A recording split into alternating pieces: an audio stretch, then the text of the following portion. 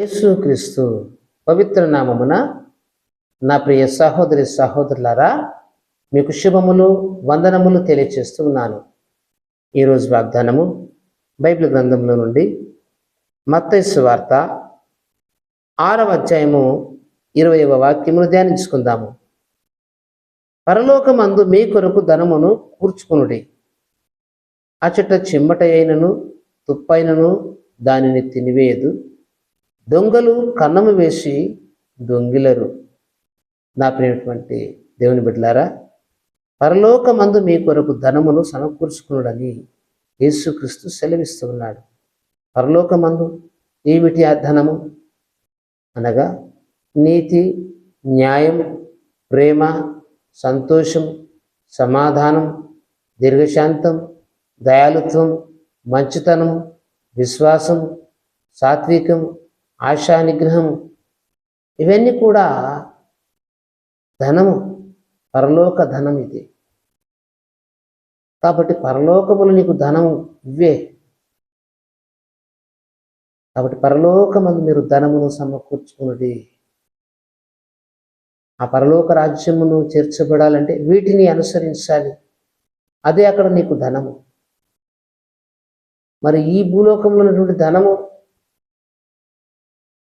ఆయన అంటున్నాడు, ఆ ధనమును సమకూర్చుకుంటే అచట చిమ్మట అయినను తుప్పైనను దానిని తినివేయదు.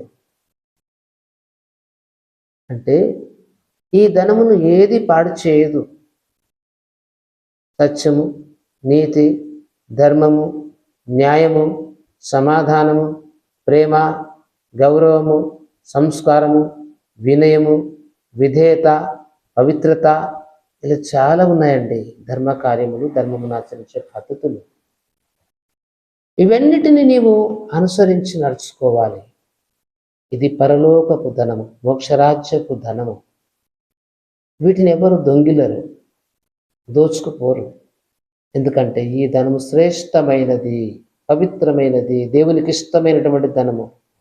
మరి ఈ భూలోకములో నీవు ధనము సంపాదించుకుంటే దాన్ని చిమ్మట అయినను తుప్పైనను దానిని తినివేయదు. అంటే ఈ భూలోకంలో నువ్వు సంపాదించే ధనము చిమ్మట పడుతుంది, పాడైపోతుంది, దొంగులెత్తుకుపోతారు, మోసగిస్తారు, దోచుకుంటారు. మరి ఆ ధనమును ఎవరు దోచుకోరు కదా. ఆ పరలోక రాజ్యపు ధనానికి ఆశపడండి.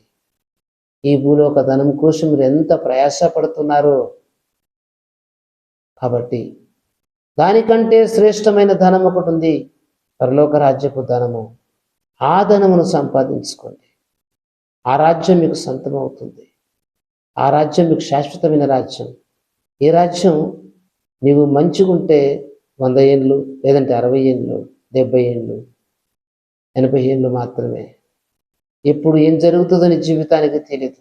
కానీ ఆ రాజ్యం యుగ యుగములు ఉండే రాజ్యం, శాశ్వతమైనటువంటి రాజ్యం, శ్రేష్టమైన రాజ్యం. నీకు ఆ రాజ్యం కావాలా? ఆ రాజ్యం కావాలని అనుకుంటే నీవు పరలోక ధనమును సంపాదించుకో. అంటే ఈ భూలోక ధనములో నువ్వు ధనము సంపాదించక సోమరివై ఉండమని దేవుని వాక్యం సెలవేయలేదు. సంపాదించుకో, కానీ న్యాయముతో కూడినది, నీతితో కూడినది, ధర్మముతో కూడినది సంపాదించుకో. మరి ఈ భూలోక ధనమును నువ్వెంత ప్రేమిస్తున్నావో అంతకంటే శ్రేష్టముగా దేవుని యొక్క ధనమును ప్రేమించు. అనగా నీతిని, శాంతిని, సమాధానాన్ని ప్రేమించు. దానిని హత్తుకో. అన్యాయమును ప్రేమించక న్యాయమును ప్రేమించు. అదే నీకు ధనముగా కూర్చబడుతుంది. అదే నీకు మోక్షరాజ్యానికి తీసుకెళ్తుంది. అదే నీ జీవితానికి మార్గము చూపిస్తుంది. అది నీకు పుణ్య మార్గములో నీకు నడిపిస్తుంది. ఇలాంటిది నీవు కలిగి ఉండమని ప్రభువైన యేసయ్య సెలవిస్తూ ఉన్నాడు. ఈ మాట వింటున్నటువంటి నా ప్రియ సహోదరి సహోదరుడా, నీవు ఇలాంటి మనసు కలిగి ఉన్నావా? ఈ పరలోక ధనమును సంపాదించుకుంటున్నావా? అయితే నీవు ధన్యుడవు. ఒకవేళ సంపాదించుకోనకపోతే ఈ లోకం అనే ధనమును నువ్వెంత సంపాదించుకున్నా, ఎంత మంచి ఇల్లు కట్టుకున్నా, ఎంత మంచి ఆస్తులు సంపాదించుకున్నా, సమకూర్చుకున్నా, వెండి బంగారాలైనా ఇవన్నీ ఈ లోకంలో నీవు వదిలేసిపోతావు. ఏమి తీసుకొని పోవన్న సంగతి గుర్తుపెట్టుకో. కాబట్టి దేవుడు సెలవిస్తూ ఉన్నాడు, ఈ లోకమనే మార్గంలో మీరు నడుస్తూ ఉన్నారు, నా మార్గం అనుసరించండి, నన్ను వెంబడించండి, ఈ మోక్షమనే ధనమును సంపాదించుకోండి, మీకు శాశ్వత రాజ్యం ఉంటుంది, నా మాట నమ్మండి, నన్ను వెంబడించండి అని యేసుక్రీస్తు కోరుకుంటున్నాడు. ఆయన మాట నువ్వు విన్నట్లయితే, ఆయన స్వరాన్ని విన్నట్లయితే నువ్వు ధన్యుడవు. గ్రహించు, తెలుసుకో, ఆ పరలోక రాజ్యంలో ధనమును సమకూర్చుకో. ఈ మాటలు వింటున్న నిన్ను దేవుడు దీవించుగాక. ప్రార్థన. నా సత్యస్వరూపి అయిన దేవా, దయగలిగిన దేవా, జాలిగల దేవా, కనికరం కలిగిన దేవా, నీకు వందనాలు, స్తోత్రాలు చెల్లిస్తున్నామయ్యా. ఈ నీ వాక్కు వింటున్నటువంటి బిడ్డలను దీవించండి. మీరు పరలోకమందు ధనమును సమకూర్చుకునుడి, అక్కడ చిమ్మటైనను తుప్పైనను పట్టదు, దొంగలు ఎత్తుకుపోరు, దోచుకోరు అంటున్నావు నాయన. ఆ పరలోక ధనమే సత్యము, నీతి, ధర్మము, న్యాయము ఇవన్నీ కూడా అందులో ఉన్నాయి. దేవా, ఆ ధనమును సంపాదించుకునే భాగ్యం ఈ నీ వాక్కు వింటున్న బిడ్డలకు దయచేయి. దేవా, కనికరించు. యేసయ్య కృప చూపు అయ్యా. ఇటు జ్ఞానం, ఇటు తలంపులు మా బిడ్డలకు దయచేయమని అడుగుతున్నాం.